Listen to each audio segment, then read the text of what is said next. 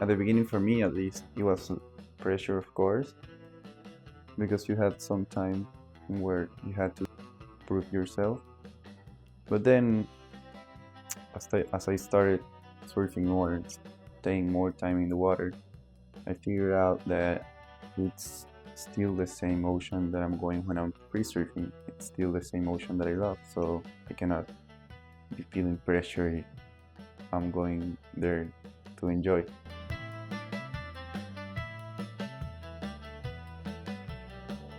It's because of love for the ocean. You go back because you like it. You don't know when, you don't know how, but you start loving it at some point. And for me, every time I look at it, I love it even more. It's such a crazy thing because you can find passion where there was no passion just by being there a lot of time. Passion for me means two words: love and anger. You need to have love and anger to have passion. So anger in surfing, it's a very useful element, because when you're surfing you need to express yourself, and if you're trying to surf a wave like really good, you need to show some anger at some point.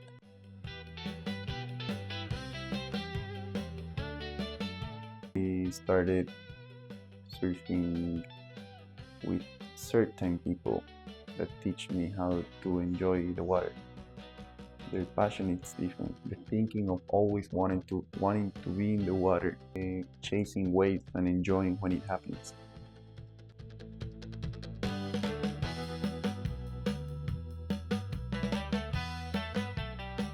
When I was younger, I used to only compete, and it got me to a place where I was not enjoying surfing that much, and I was just really stressed about how to get better and how to have better boards and do better in competition. But then I met these people who teach me how to enjoy the moment and enjoy the being in the water, enjoy the finding places. And then when I started enjoying competing and enjoying being in the water, it started going better for me in competition. Probably trying to be everywhere, doing everything, because the ocean is huge. There's many places where you can be, many competitions that you can be competing, and you have to select competitions and surfing places.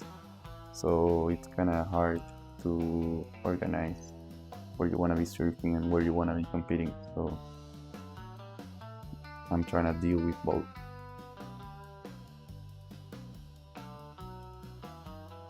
I do a couple competitions. It doesn't matter if I do well or not. And then I talk to my friends and try to find a crazy good place to surf and enjoy.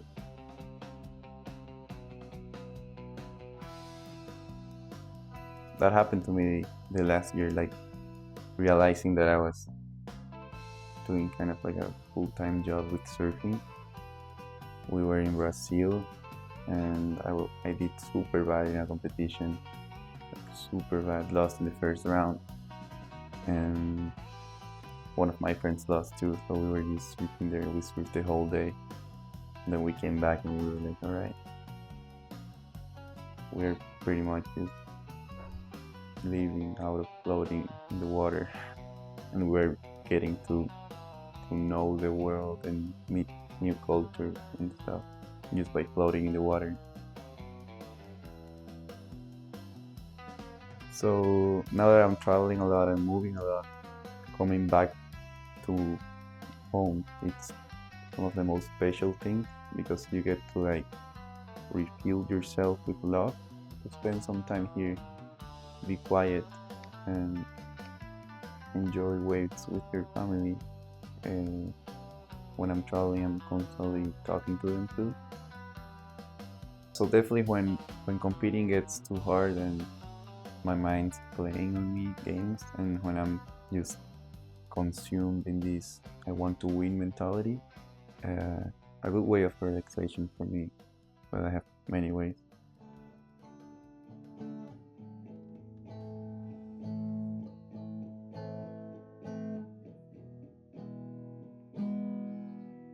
started playing last year, and it definitely has grew on me the relaxation while doing it. And many of the times, what I think of something, it's at the beginning it's gonna be kind of hard, but then when you can use your imagination into it, like art, playing guitar, doing a sport, it gets very, very good, like for your mind and for your mental health. Music has become a big part of my life, where not having it feels weird.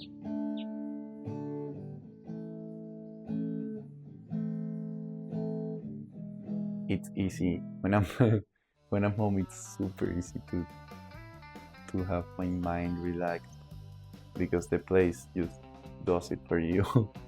Takes all of that bad energy out and relaxes you. You're just with good people. You don't have to force anything.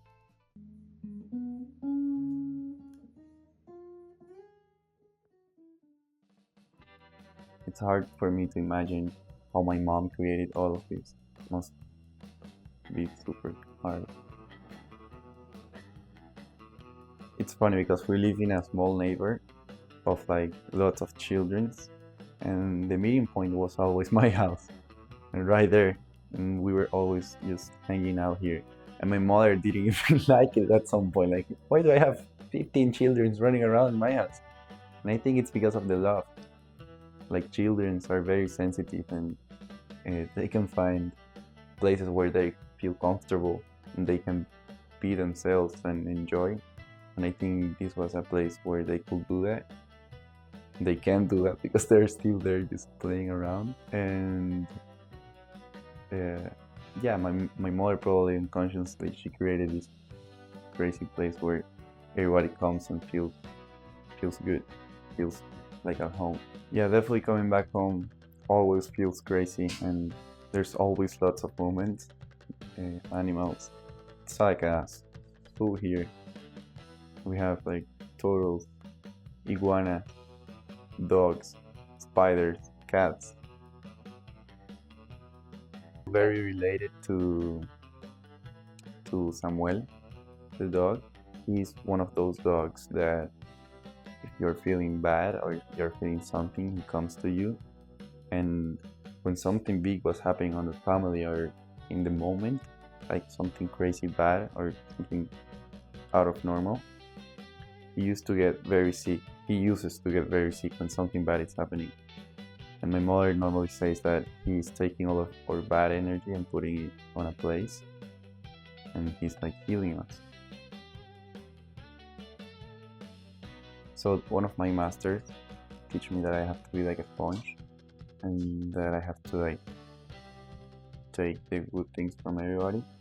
And there's some people that at some point you like stop learning, but my mother is one of those people that you're always learning something new. Like if she had 100 lives, she always is telling you a new story, and she's always teaching you something new. So growing up with good knowledge and good love can take children to good places. I definitely have a connection with my father. He I've learned as much as from him as from my mother. Sometimes he just appears with such a good smile and such a good vibe. We all love it when it happens, and when he disappears, uh, it's also good for us to learn something. Many of the time we don't really know it because it's like the ocean. It's not happening and it's just flat and small, but it's a good patience of knowing that it will happen at some point, and knowing that it's still there, the ocean's still there. Well, the ocean teaches very slowly, so you have to be there a lot of time so you can learn from it, because it's not like it talks to you. You have to sit there and listen to it for hours and hours. So in these many hours, if you pay good attention, it'll teach you stuff. You don't go to the water thinking about something. It just comes to you. The water teaches you what the water wants to teach you. And so many of the times, some of the, let's call it, problems are being healed without you even knowing. They're just in the back of your mind, like the ocean has helped you healing it, and you don't even know you have like started to heal. It just happens, or you like to feel like there's a problem, but the ocean teaches you there's no. So in the competition, I sat there, and it normally happens, and the most common thing is for the ocean to go flat and nothing happen. And in my mind, I was like, all right, I'm gonna have to process this slow heat. I'm open for whatever happens. I fell 2 times already, and now I wanna wait for a good one. And then it was like 7 minutes remaining, and one came, took it, came back. Another one came, took it, came back, and another one came, like one after another, like if the ocean was giving them.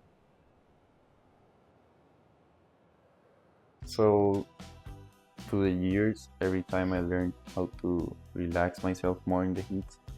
So if something has changed, it's definitely my dealing with pressure in the heat, and my dealing with these negative thoughts that come on the heat. So if you fell in the first wave, you're like, fuck, I started wrong already.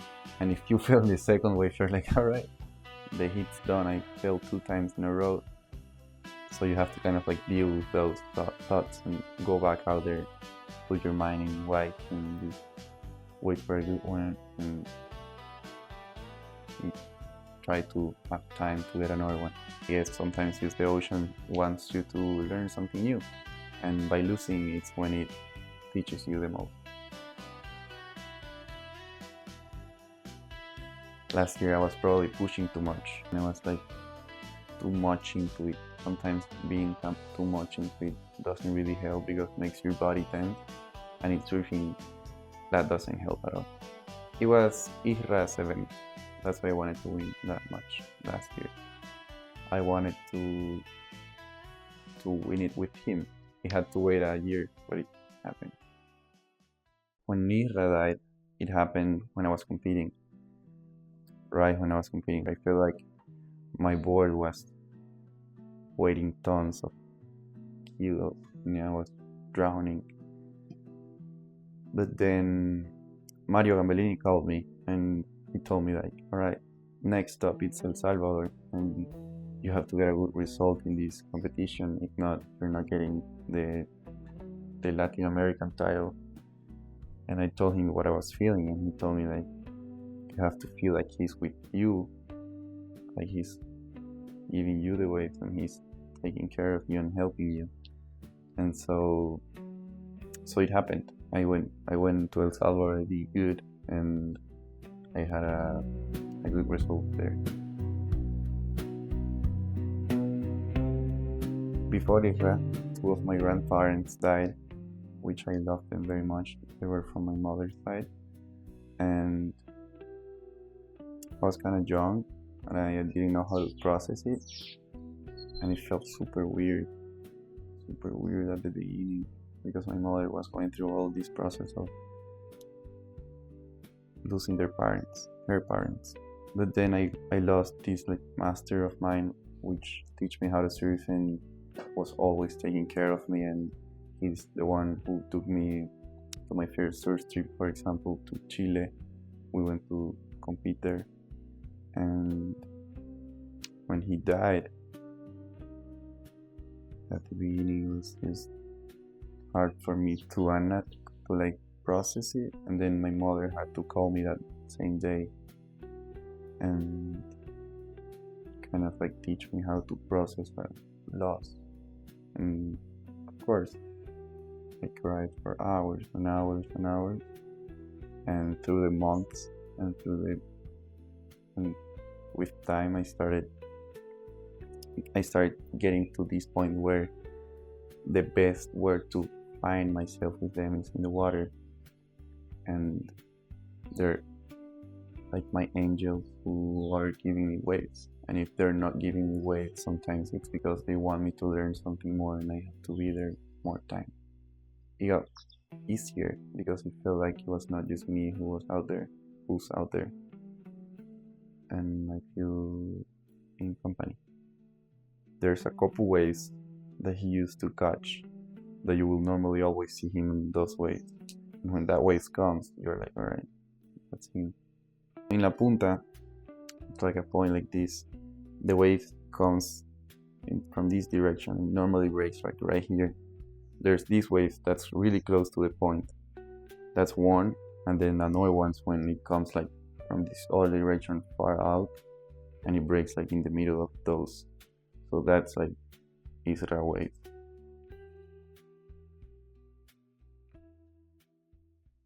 So this year I came back from Brazil, and I had very bad results of 2 months being in Brazil, competing like 6 events, and all of them were very bad.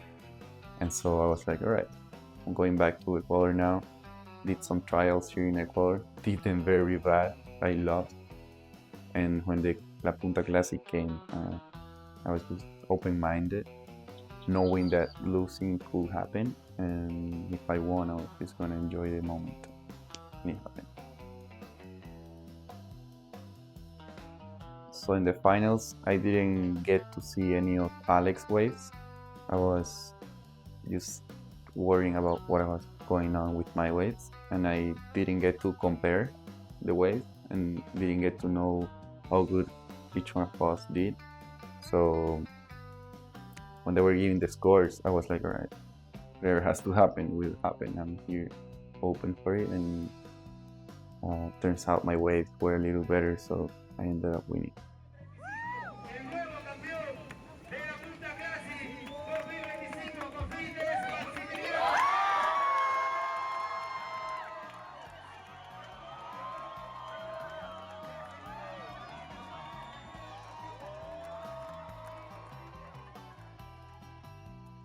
When I'm competing against them, it's so much fun because we respect each other a lot, and we know each other from years now, and we can push each other to a limit where we can get better in a crazy place. Last year I lost with Alex in La Punta Classic, and he did amazing well.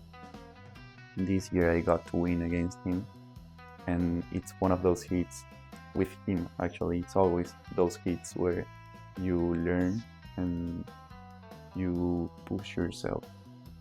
So if I win or if I lose, I'm gonna be happy because I'm learning.